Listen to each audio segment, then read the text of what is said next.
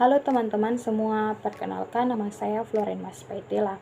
Saya mahasiswa dari Universitas Kristen Indonesia Maluku dengan program studi Ilmu Keperawatan Fakultas Kesehatan.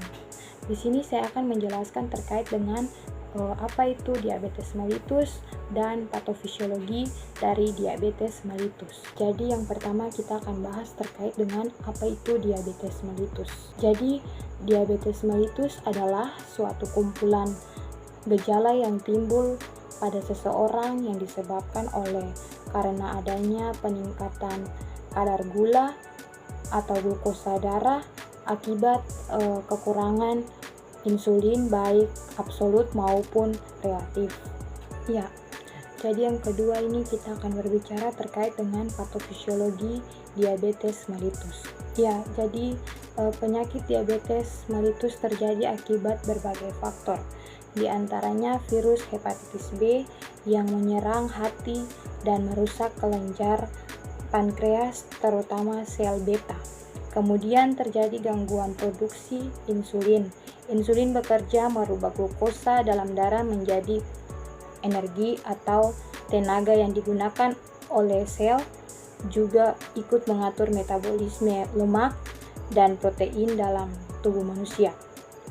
Akibat kekurangan hormon insulin, glukosa dalam darah meningkat dan tidak digunakan dengan baik oleh sel. Bahkan glukosa hanya berkumpul di dalam darah dan beredar ke seluruh tubuh.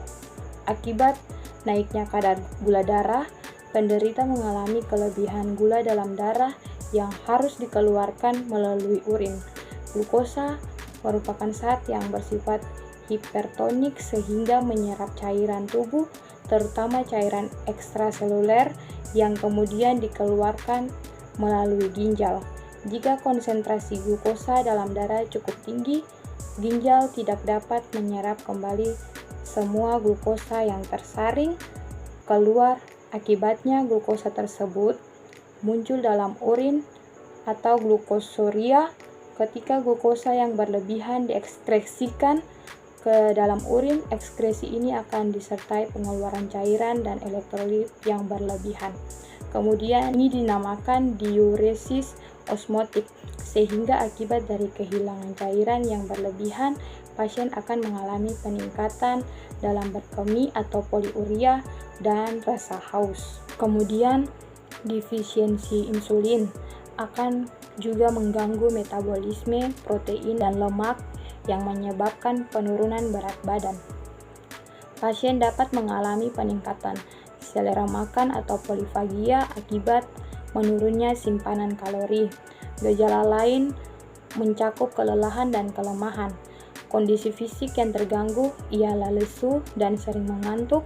Meskipun penderita banyak makan atau polifagia, tetapi penderita tidak gemuk dan semakin kurus, sehingga penderita menjadi tidak produktif.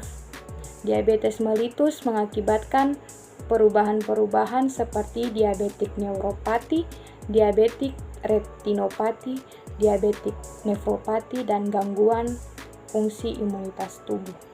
Dalam keadaan normal, insulin mengendalikan glikogenesis atau pemecahan glukosa yang disimpan, dan gluconeogenesis atau pembentukan glukosa yang baru dari asam-asam amino serta substansi lain.